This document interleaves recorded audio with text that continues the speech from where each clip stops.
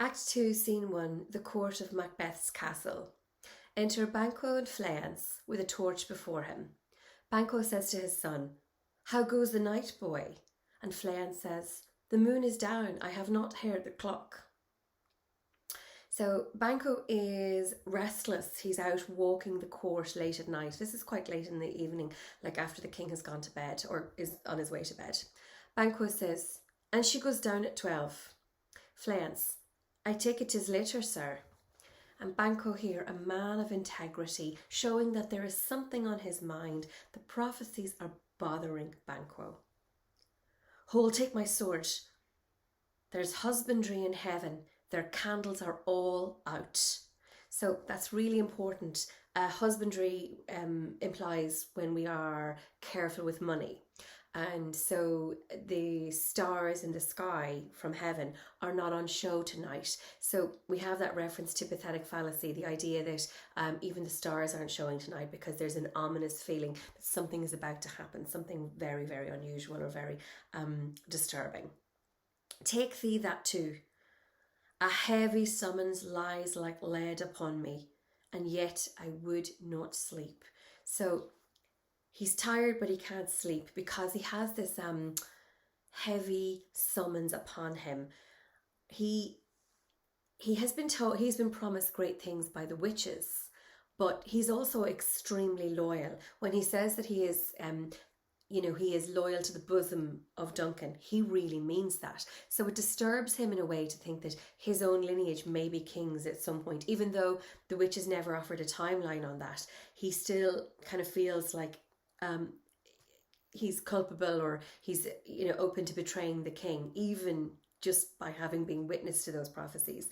So he's very different to Macbeth in that respect. He takes the prophecies as some kind of disturbing, uneasy thing, whereas of course Macbeth laps them up. "And yet I would not sleep. Merciful powers restrain in me the cursed thoughts that nature gives way to my repose, in my repose." So like I said, he is uneasy about these prophecies and they are not sitting well with him, as opposed to his great friend Macbeth. Entering Macbeth with a servant and a torch. "Give me my sword." Banquo, very uneasy. First thing he asks, he hears some rustling and he asks straight away for his sword. So that implies that he is very uneasy. Macbeth, "Who is there?" And Macbeth says, "A friend." Well, we'll see. Banquo says, "What, sir, not yet at rest? The king's abed. He hath been an unusual pleasure, and sent forth great largeness to your offices. This diamond he greets your wife withal, by the name of most kind hostess, shut up in measureless content." So the king has been in unusually good mirth tonight. He's had a great night and he has been very generous to your servants. And here, in fact, is a diamond in thanks for Lady Macbeth. Macbeth says, "Being unprepared, our will became the servant to defect, which else should have wrought." So he's saying, we didn't have a lot of time to get this banquet together. We did our best. Banquo says, "All's well. I dreamed last night of the three weird sisters. To you, they have shown some truth." So Banquo is saying there, wow, you've already been shown some truth, i.e. Being made the Thane of Cawdor. Macbeth lies here. "I think not of them. Yet, when we can entreat an hour to serve, we would spend it in some words upon that business, if you would grant the time." So I never think of them. That said, maybe when you have some time, we could get together and have a little discussion on them. Banquo says, "At your kindest leisure." Macbeth, "If you shall cleave to my consent when 'tis, I shall make honour for you." So he's explaining there to his friend, if or when I, maybe become more powerful, if you are loyal to me, I will show you great fortune. And Banquo responds, "So I lose none in seeking to augment it, but still keep my bosom franchised and allegiance clear. I shall be counselled." So he is loyal to the God-anointed leader, i.e. Duncan. And he's saying to Macbeth, well, as long as it doesn't question my loyalty or compromise my loyalty to Duncan, yes, of course, I'll always be loyal to you, Macbeth.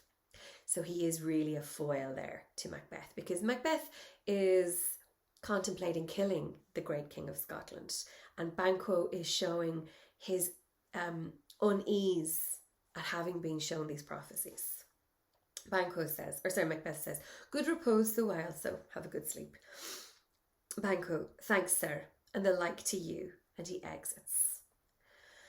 Now, coming up is a moment of hallucination for Macbeth that is really, really famous. So again, like when we see any reference to the witches, it's important for referencing the occult or anything superstitious, it's important that you would recognise this scene. This is what we commonly known as the dagger scene.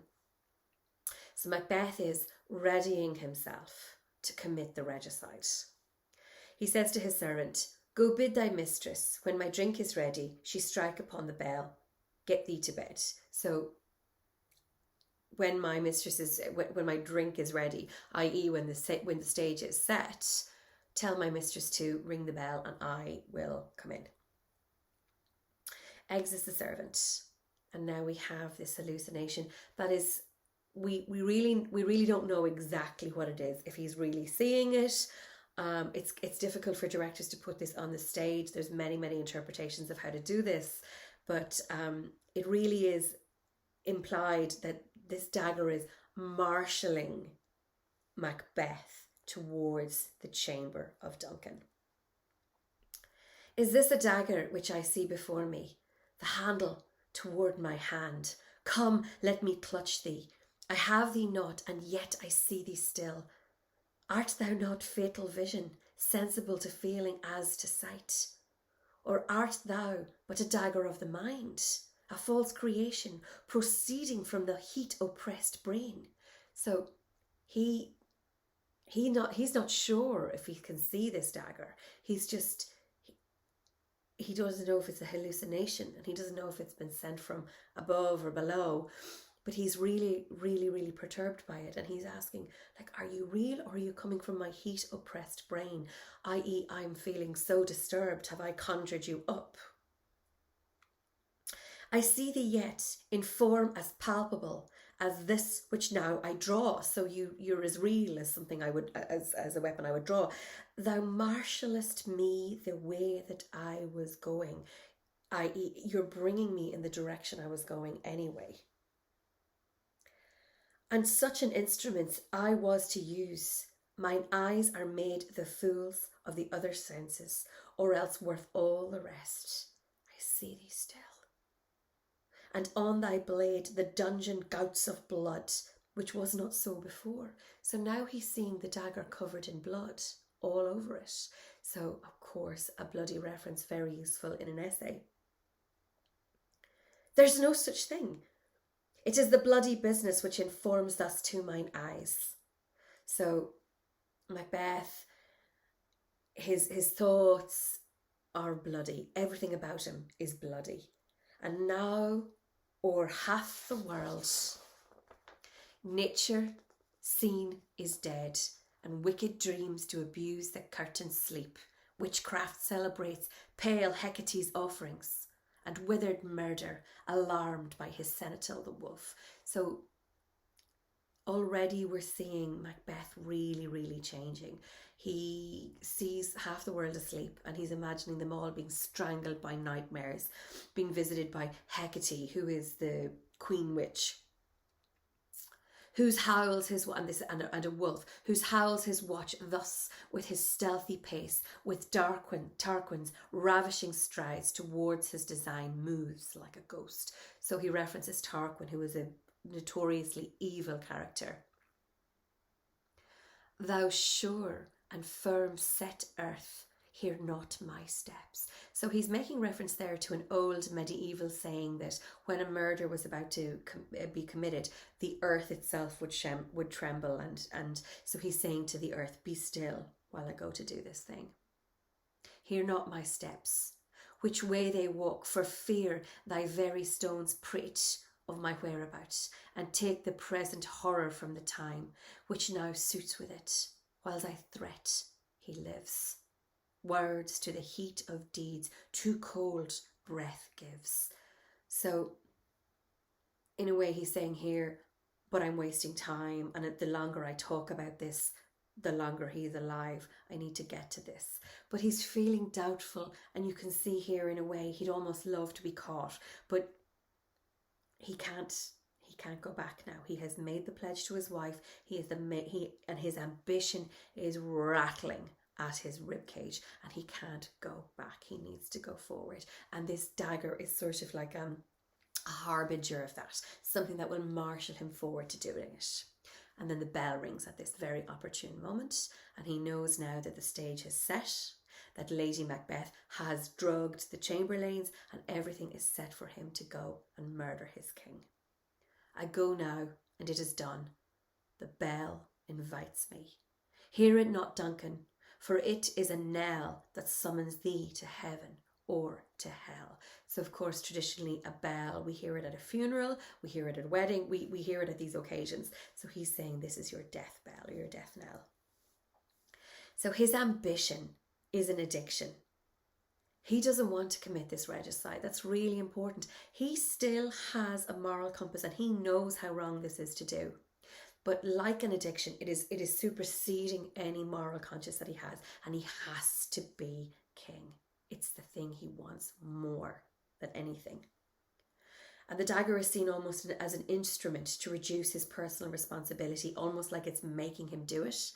But at the end of the day, we must not forget that he has personal responsibility, and that it is he and he alone who will do this. Not even Lady Macbeth can actually make him do this. He has self-determination.